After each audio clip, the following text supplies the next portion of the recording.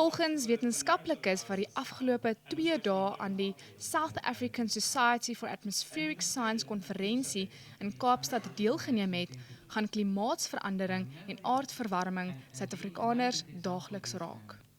Om die waarheid te sê, die afgelope somer is die warmste somer wat nog ooit aangeteken is in Suider-Afrika. Nou, klimaatsverandering modelle voorspel dat hierdie tipe somers al hoe meer gereeld gaan voorkom. En terselfdertyd is dit ongelukkig ook so dat ons na alle waarskynlikheid meer gereeld droogtes gaan ervaar in Suider-Afrika. El Niño is iets van die verlede, maar die noordooste van Suid-Afrika ervaar reeds die eerste hittegolftoestande en waterbeperkings is reeds in plek.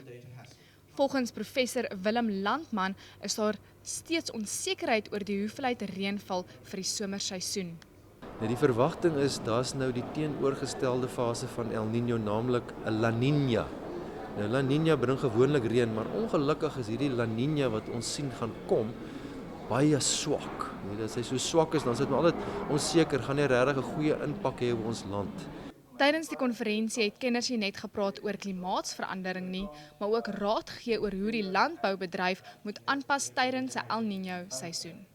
Ons het 60 jaar se klimaatdata gebruik en modelsimulasies gedoen, gewassimulasies vir daai periode vir die weste van die mielieproduserende gebied. En die interessantste aspek wat ons gesien het is, behalwe nou dat konservatiewe strategieë soos om marginale gronde te vermy goed werk, was daar baie verrassende gevolgtrekking en dit is dat dit beter is om gedurende El Niño jare eintlik later te plant binne jou plantvenster as vroeër.